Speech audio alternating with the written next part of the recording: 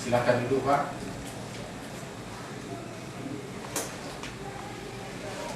Pertama, kalau kita hendak memeriksa telinga, kita periksa telinga kanan dulu. Kita posisinya tetap di depan pasien. Pasien menghadap ke kita. Kita miringkan. Kalau kita memeriksa telinga kanan, pasien dimiringkan ke kiri. Kita inspeksi dulu. Kita inspeksi telinganya, daun telinganya, ya, apakah ada benjolan atau tidak. Kemudian trachusnya, belakang telinganya. Kita palpasi, kita tarik yang telinganya ke atas dan ke bawah. Kalau terjadi otitis eksterna, ini akan merasa nyeri. Di samping itu trachus kita tekan, ya, untuk mengetahui apakah ada nyeri atau tidak. Dan di belakang telinga, di daerah mastoid juga bisa kita tekan, itu untuk melihat apakah ada nyeri tekan pada belakang telinga untuk memeriksakan mastoid. Kemudian inspeksi kita lanjutkan, ya, dan dilanjutkan dengan pemeriksaan liang telinga. Kita memakai lampu kening tentunya. Kita arahkan lampu ini persis di batas pemandangan kita. Kita ambil seperti itu, seperti ini, di batas pemandangan kita. Kemudian kita lihat liang telinga tadi, kita tarik ke atas untuk orang dewasa, ya, nampak kelihatan gendang telinganya, liang telinganya kita perhatikan. Kalau anak-anak kita tarik ke belakang bawah, ya. Jadi trachus ini kita tarik seperti ini, liang telinga kita tarik seperti ini, sehingga kita melihat pandangan liang telinga cukup jelas.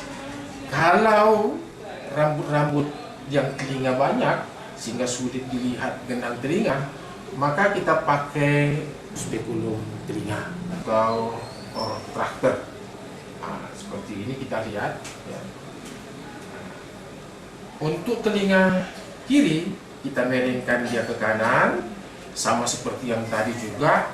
Kita tarik liang telinganya untuk mengetahui adakah nyeri tekan di trachus atau di mastoid. Kalau ada infeksi liang telinga, maka dia akan terasa nyeri. Kalau ada mastoiditis, maka mastoidnya daerah belakang telinga nyeri apabila tekan. Kalau belum jelas, kita tarik seperti ini. Misalnya liang telinga kita tarik ke belakang atas dan trachus kita tarik ke bawah sehingga batas pemandangan lebih jelas. Kalau banyak rambut-rambut, maka kita pakai protractor seperti ini untuk melihat gendang telinga dan sebagainya. Kalau misalnya masih kurang jelas, kita boleh memakai otoskopi yang seperti ini. Untuk memeriksa telinga kanan, kita pakai tangan kanan seperti ini. Ini jari sama tangan kiri untuk menarik ke belakang sehingga lapangan pandang sudah jauh lebih enak. Pada pemeriksaan otoskop, telinga kanan bisa kita lihat itu ada gendang telinganya, ya. Ada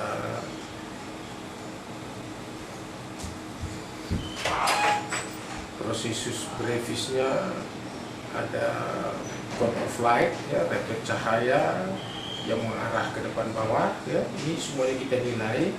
Seandainya pasien itu menderita tuba katar, maka cone of light-nya itu akan bergeser, bukan lagi dari tengah ke bawah, ya, atau dikatakan dengan refraksi. Atau bisa kita nilai juga ada gendang telinganya, ada perforasi atau pecah dia, ya.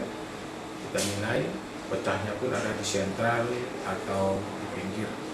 Ya, jadi mulai kita lihat dari daun liang telinga, ya, liang telinga, gendang telinga, ini semuanya bisa kita nilai. Untuk telinga kiri kita pakai dengan tangan kiri, daun telinga kita tarik ke belakang, kita lihat seperti ini. Inilah tadi untuk pemeriksaan telinga. Kemudian kita lanjutkan untuk pemeriksaan hidung. Hidung juga kita inspeksi, kita lihat apakah ada hidungnya bengkok, apakah ada bengkak dan sebagainya. Kemudian pipi, kening kita perhatikan, hidungnya kita palpasi, dan sinus maksila kita raba, apakah ada nyeri tekan apa tidak. Sinus frontal, ya, ada raba, kita raba, ada apakah nyeri apa tidak, ya. Bisa kita raba, ini palpasi untuk sinus maksilaris seperti sini, dan ini untuk frontalis. Hidung juga kita raba, ujung hidung kita juga kita perhatikan.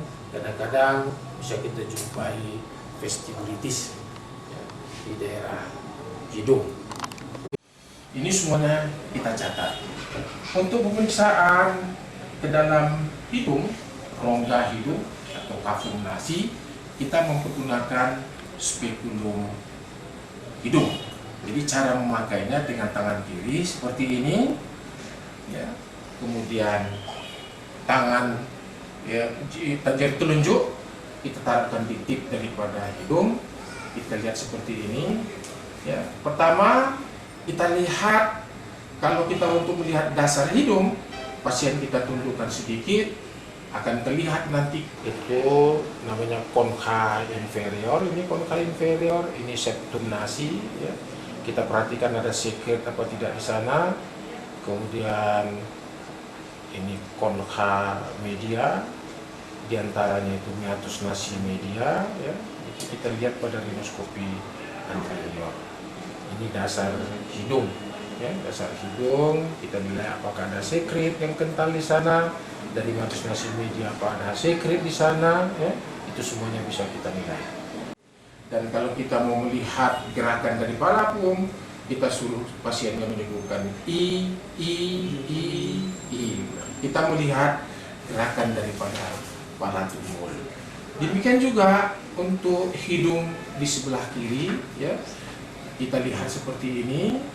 Kalau kita mau melihat dasar hidung, konka inferior, konka media, kita tengadahkan ke atas. Kita lihat meatus nasi. Karena kalau ada sinusitis, maka akan ada mengalir dari meatus nasi media. Dan kita evaluasi juga septum nasi. Selanjutnya, kita memeriksa orofaring. Orofaring kita bisa memeriksa dengan tangan kiri boleh atau tangan kanan.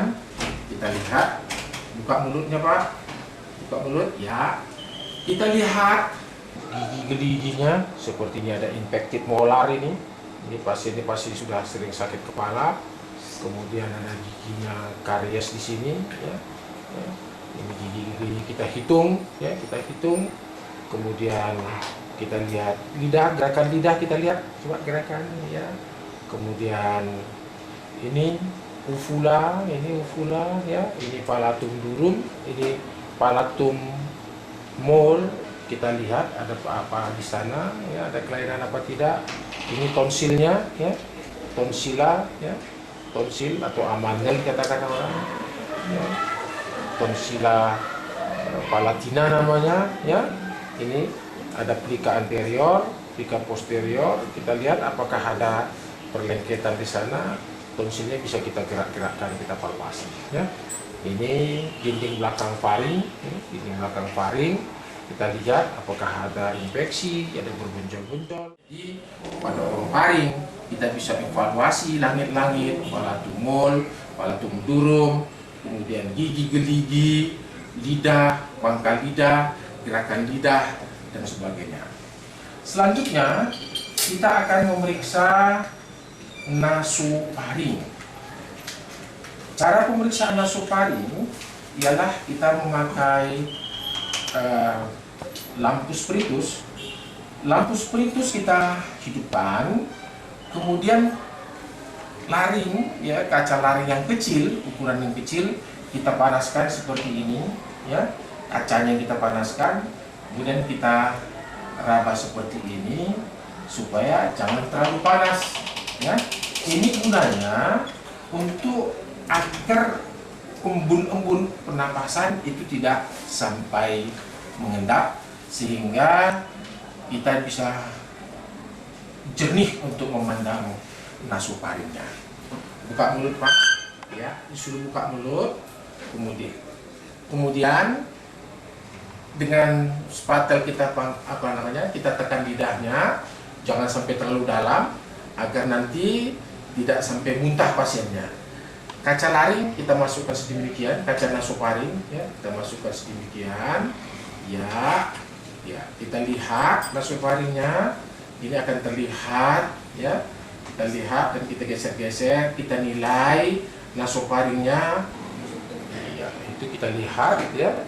Pada rhinoskopi posterior kita lihat di tengah-tengah adalah septum nasi, koncha superior, koncha media, kemudian di kiri kanan ini ada muara tuba eustachii dan di atap nasofaring. Ini kita lihat jenis sekali pada pemeriksaan rhinoskopi posterior ya, semuanya kita nilai apakah ada daging tumbuh di nasofaring ya, apakah ada massa, apakah adenoid yang membesar, apakah ada sekret yang keluar dari vakum nasi yang disebut dengan pus nasandrit.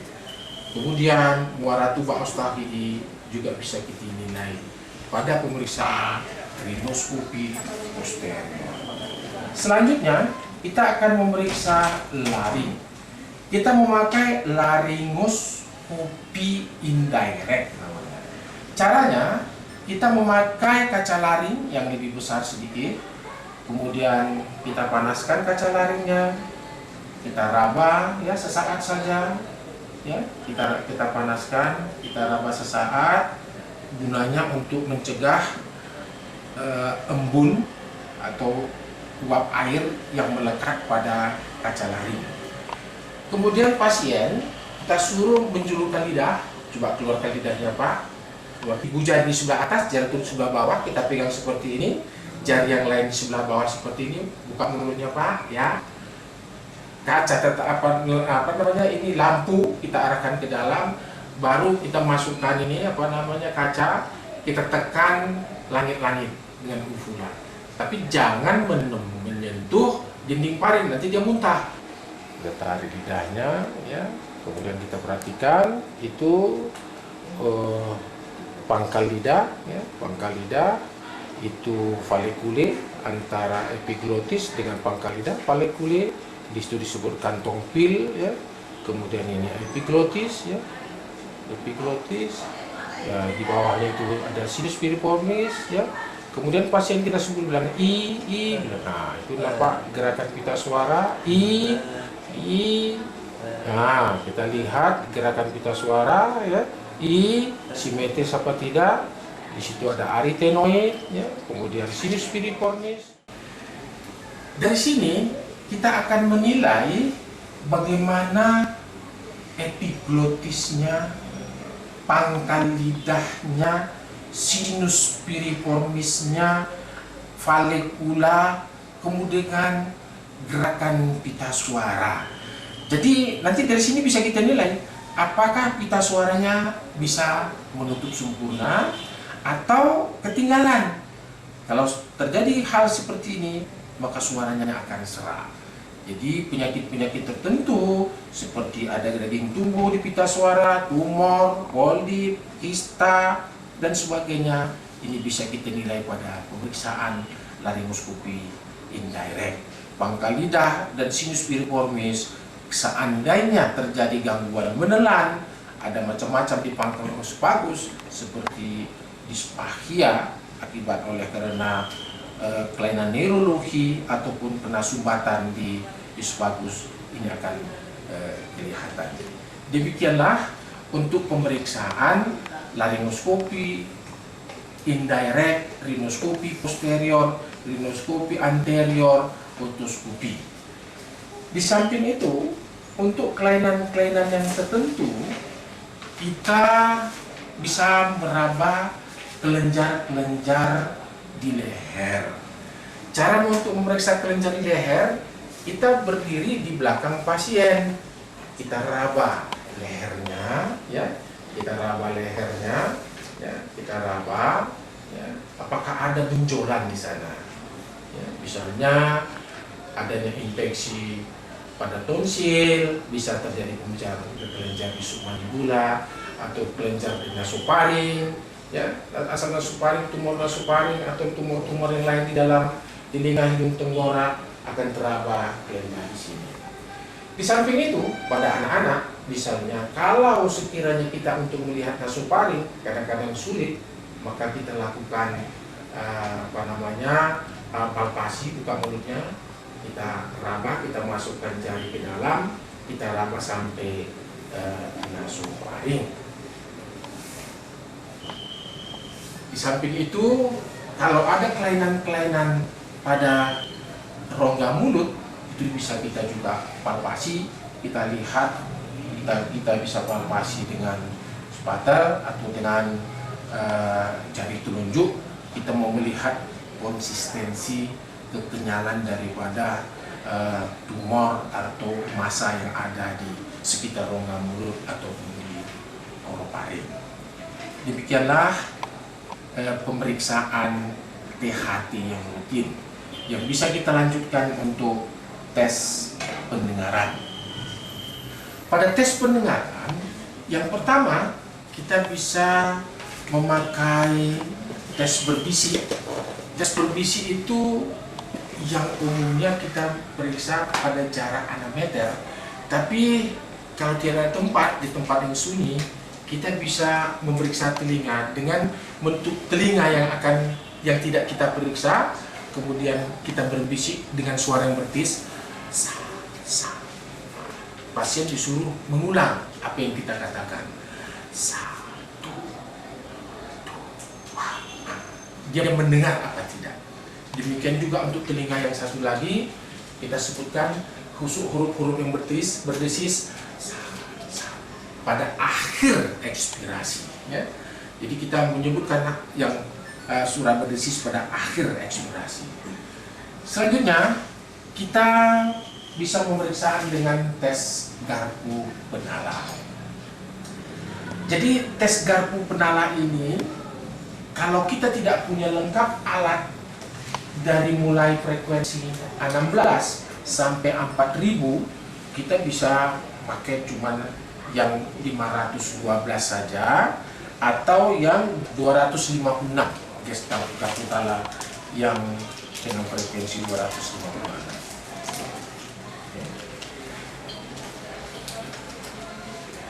Caranya, untuk pemeriksaan garpu tala ini, garpu tala kita getarkan dengan ujung jari seperti ini, dengan 2 jari, ya. Kita dengar suara berdenging, baru kita dekatkan ke telinga pasien, ya. Apakah dia mendengar apa tidak, ya.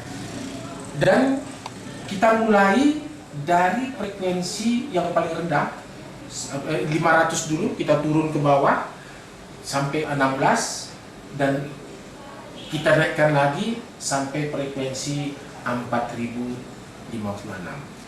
Kalau pasien tidak bisa mendengar dengan nada-nada di bawah 500, maka dikatakan pasien ini menderita peka hantaran atau conductive deafness. Kalau dia bisa mendengar pada frekuensi yang tinggi, sedangkan kalau dia tidak bisa mendengar pada frekuensi yang tinggi, misalnya di atas 512, tapi bisa mendengar pada frekuensi yang rendah, maka dikatakan dia peka sensori neural. Ya. Tes garpu tala yang lain ialah tes Weber. Caranya seperti tadi, daerah yang senyap, ya, kita getarkan garpu tala, kita dengar dulu tentunya, kemudian kita letakkan di tengah-tengah, pasien sudah konsentrasi, boleh di puncak kepala seperti ini, boleh di kening, boleh di maksia seperti ini. Pasien suruh konsentrasi, kemudian kita tanyakan kepada pasien, telinga mana yang lebih mendengar. Kalau kanan yang lebih dengar, berarti kanan conductive deafness, sedangkan yang kiri mungkin normal. Kalau kiri yang mendengar, kanan tidak, maka kanan adalah conductive deafness. Kemudian tes yang lain ialah tes Riener, ya, Riener.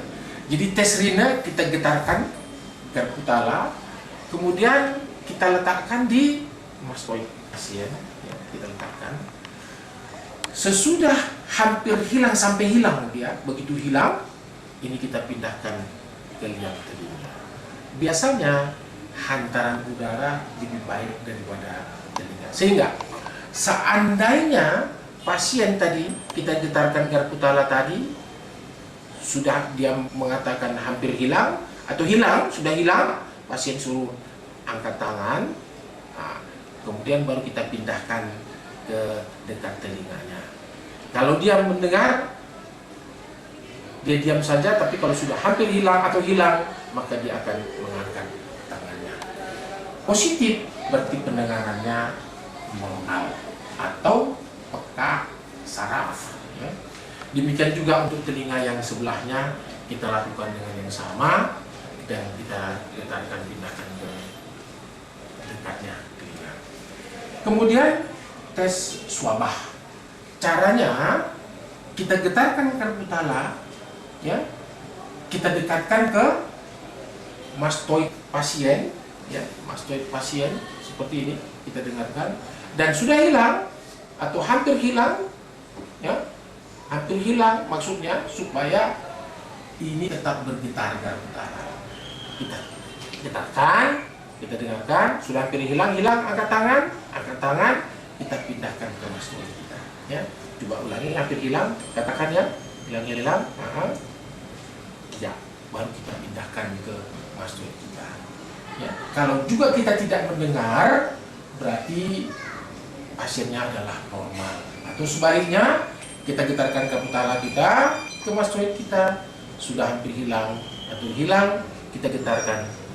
Kalau pasien tidak mendengar, berarti pendengaran pasien adalah normal. Ya. Inilah untuk pemeriksaan swabah, Riener test, kemudian pemeriksaan garputala dengan berbagai frekuensi. Terima kasih.